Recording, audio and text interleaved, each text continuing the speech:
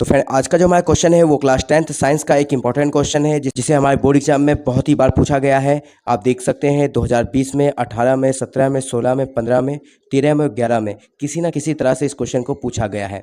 तो क्वेश्चन हमारा आज का है, ओम का नियम क्या है और इसका सत्यापन कैसे होता है। तो चलिए शुरू करते हैं। सबसे पहले इसका परिभाषा यानी कि ओम का नियम क्या है। तो देखो यहाँ पे ओम का नियम क्या है। स्थिर ताप पर चालक में प्रवाहित विद्युत धारा उस चालक के बीच विभवांतर के सीधा समानुपाती होता है।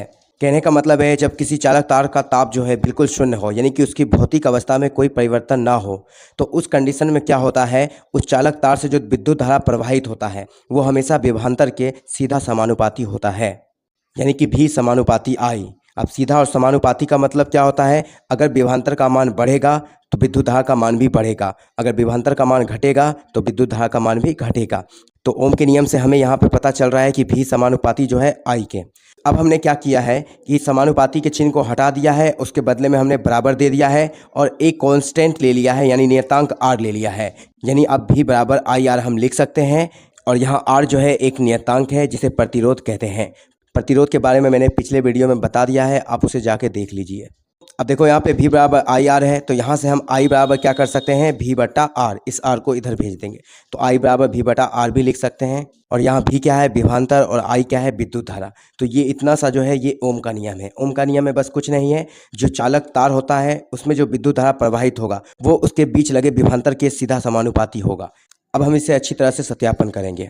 अब यहाँ पे आप देख सकते हैं मैंने एक यहाँ पे परिपथ बना लिया है। इसको मैंने क्या किया है, भी वोल्ट के बैटरी के साथ जोड़ दिया है, जिसके कारण इस परिपथ में आई एम्पियर की विद्युत धारा प्रवाहित होने लगी है। अब आपको याद रखना है कि विद्युत धारा को ए मीटर से मापा जाता है और विभवांतर को वोल्ट मीटर से मापा जाता है। बस इतना जो फिगर में दर्शाया गया है उस चीज़ को नीचे लिख देना है। देखिए लिखा क्या है, माना कि हमने भी वोल्ट की बैटरी को परिपथ से जोड़ दिया, यानी कि ये भी वोल्ट की बैटरी है, अभी हमने परिपथ से इसे जोड़ दिया है, जिसके कारण परिपथ में आई एम्पियर की विद्युत धारा प्रवाहित होने लगी। अब परिपथ में प्रवाहित धारा को ए मीटर से तथा विभवांतर को वोल्ट मीटर से मापा जाएगा। तो ओम के नियम से, क्या होता है कि विद्युत धारा विभवांतर के सीधा समानुपाती होता है, यानी भी समानुपाती आई। तो यहाँ तक हमें लिख देना है। अब हमें क्या करना है, इस भी वोल्ट के बैटरी को हटा के 2 वोल्ट का बैटरी लगा देना है, 4 वोल्ट का बैटरी लगा देना है, 6 वोल्ट का बैटरी लगा देना है। तो जब भी हम बैटरी को बदल बदल के लगाएंगे तो हमारा धारा का मान जो होगा वो भी बदल बदल के आएगा। बस इसी चीज़ को आपको दिखाना है ग्राफ पर। तो अब हमने क्या किया कि एक डायग्राम बना लिया है ग्राफ के लिए। जैसे हमने यहाँ दर्शाया कि विभवांतर हमारा 2 वोल्ट का होगा तो धारा का मान 1 एम्पियर होगा। विभवांतर अगर हमारा 4 वोल्ट का होगा तो धारा का मान 2 एम्पियर होगा। विभवांतर हमारा 6 वोल्ट का होगा तो धारा का मान 3 एम्पियर होगा। इस तरह से आप यहाँ पे मान रख सकते हैं, लेकिन आपको याद रखना है मान रखते समय इन सब का वैल्यू जो है काटने पे एक जैसा होना चाहिए। जैसे 2 में अगर 1 से भाग लगाएंगे 2 आएगा, 4 में 2 से भाग लगाएंगे तो 2 आएगा, और 6 में 3 से भाग लगाएंगे तो 2 आएगा। इसी तरह आप कोई सा भी मान रख रहे हैं तो आपको देखना है कि उसका अनुपात जो है एक जैसा आ रहा है कि नहीं। अब जो हमने यहाँ पे दर्शाया है उसी चीज़ को लिख देना है भाषा के रूप में, जो कि बिल्कुल आसान है। क्या लिखा है आप एक बार पढ़ लीजिए। अब फिर से हमने परिपथ में 2 वोल्ट का बैटरी लगाया तो 1 एम्पियर की धारा प्राप्त हुआ। 2 वोल्ट का बैटरी लगाया था तो 1 एम्पियर का धारा प्राप्त हुआ था। इसी तरह 4 वोल्ट का हम अगर बैटरी लगाएंगे तो कितना एम्पियर का धारा प्राप्त होगा, 2 एम्पियर का। तो यहाँ पे हमने लिख दिया। इसी तरह 4 वोल्ट का बैटरी लगाने पर 2 एम्पियर का धारा तथा 6 वोल्ट का बैटरी लगाने पर 3 एम्पियर का धारा प्राप्त हुआ। तो अब हम इसे ग्राफ पर दर्शाएंगे, यानी कि इस चीज़ को, इस वैल्यू को हम क्या करेंगे, ग्राफ पर दर्शाएंगे। तो चलिए देखते हैं। यहाँ पे हमने क्या किया, सबसे पहले एक एक्स अक्ष ले लिया प्लस वाला और एक वाई अक्ष ले लिया है, और दोनों पे हमें क्या करना है, अंक को दर्शा देना है। अब अंक जो दर्शाना होगा वो जिस सीक्वेंस में होगा, अगर 2 का डिफरेंट है या फिर 5 का डिफरेंट है तो 5 का टेबल आप लिखिए। अगर सिंपल बिल्कुल आसान वाला तो 1 2 3 4 लिख सकते हैं, ठीक है। एक तरफ विभवांतर को लिखना है, एक तरफ विद्युत धारा को लिखना है। आप चाहे विभवांतर इधर भी लिख सकते हैं, विद्युत धारा उधर भी लिख सकते हैं।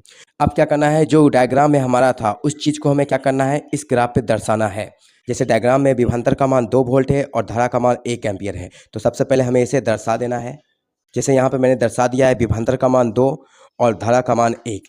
इसी तरह विभवांतर 4 है और धारा कितना है, 2। विभवांतर 6 है और धारा 3 है। तो यहाँ पे हमने दर्शा दिया है, विभवांतर 4 था तो धारा कितना था, 2। विभवांतर 6 था तो धारा कितना था, 3। अब हम क्या करेंगे, इस तीनों बिंदु को मिला देंगे। मिलाने के बाद हमें देखना है कि हमारा रेखा जो है वो सीधा बिल्कुल है कि नहीं। अगर सीधा प्राप्त होता है तो समझ लीजिए आपका ओम का नियम का जो सत्यापन है वो बिल्कुल सही है। अगर टेढ़ा मेढ़ा प्राप्त होगा तो इसका मतलब है कि आपका सत्यापन गलत है। और जब सीधा आ जाएगा तो बस इसे लास्ट में हमें लिख देना है अतः करके, जैसे कि मैंने यहाँ पे लिख दिया है। अतः हमें ग्राफ खींचने पर एक सीधी रेखा प्राप्त हुई, इसलिए यह साबित होता है कि परिपथ में विभवांतर विद्युत धारा के सीधा समानुपाती होता है। बस इतना आपको लिख देना है, आपको पूरा मार्क्स मिल जाएगा। तो उम्मीद करता हूँ ये वीडियो आपको अच्छी लगी हो। मिलते हैं हम अपनी अगली वीडियो में। Till then take care, keep practising and have fun.